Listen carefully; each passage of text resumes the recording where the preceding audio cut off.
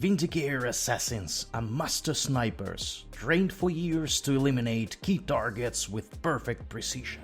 Armed with an Exitus Rifle, they can wait in position for years before taking a single devastating shot. Clad in advanced stealth suits and equipped with spy masks, they infiltrate deep into enemy lines, ensuring that rebellions and wars end with one fatal bullet. Hello my friends, my name is Max, and today we're going to build this pal, also known as this lad over here in the instruction set. This Vindicare is from Assassinorum Execution Force box that we opened in the last video, however, it is available separately. As always, by the end of this video we will answer 3 simple questions. Does this mini look cool when assembled? Is it fun and easy to build it? And how does it look next to other minis? Let's take a look at the instruction set. This is our Vindicare Assassin, fairly simple instructions. As always, we start with the torso. In this case, the torso is supposed to stand on this tactical rubble that is supposed to be on the base. And that is the first thing they tell us to do, to place the rubble on the base. However, we will do it as a last step, because I would like to see how this mini will be assembled before I actually drop it on the base. That is why we will clean up the rubble and the body first, bits 1 and 2.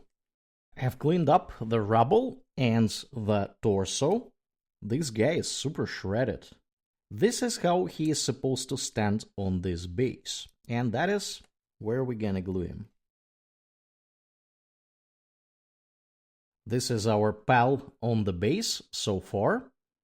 Next, they offer us to assemble the hand number 3 that should be attached to the head, bit 5, and this arm, bit 4. This whole system looks a bit cryptic to me, so I will just clean up these bits and see how they are gonna sit together. I cleaned up all 3 bits and tried to attach them to the mini, and I think we should start with the head here because it is a little bit wonky. This lock over here is a bit wonky, and I would prefer to have a head before I attach anything else. The head is supposed to be assembled like this, and I'm going to glue it. And this is my head in place. Next, the arm is supposed to be attached like this. As you can see, there is a small pipe that goes to his helmet, and I am going to glue it. The position of the lock here is actually fairly well defined. And this is how my head and the left arm are attached. Next, we are supposed to put the gun in place. The gun is supposed to be assembled like this. Note that since it covers a lot of the mini, especially the really shredded front of the torso, you might want to paint these 2 bits separately and then assemble them like this. I myself don't care that much. I'm just gonna base coat it in black and paint whatever is visible, so that is not an issue.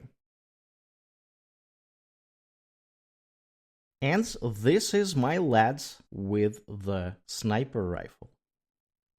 Next, we need to put some additional bits. Pistol holster 6 and a grenade number 7. This is my pistol holster 6. Looks very, very basic. Should be attached somewhere here, like this. Note that there is no lock whatsoever, so you will have to do some judgment calls here. And this is our pistol holster in place. Next, the grenade number 7. The grenade is super tiny, as you can see, and it is supposed to be sitting somewhere over here on this belt. Like this. I'm going to try to make it work. And this is our grenade in place. We have assembled all these parts. Now we need to build this rubble from bits 8 and 9. These are my bits 8 and 9.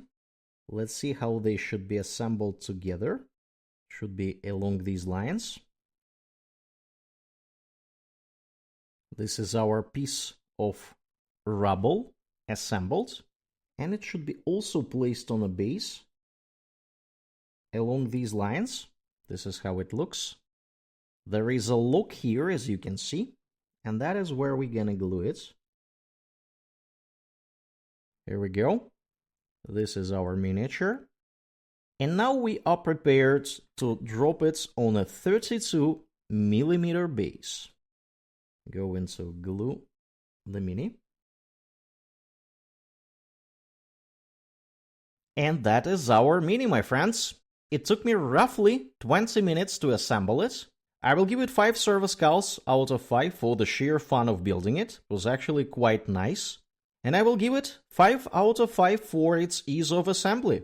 It was really easy to assemble this miniature. Nothing really challenging here. And this mini looks really cool.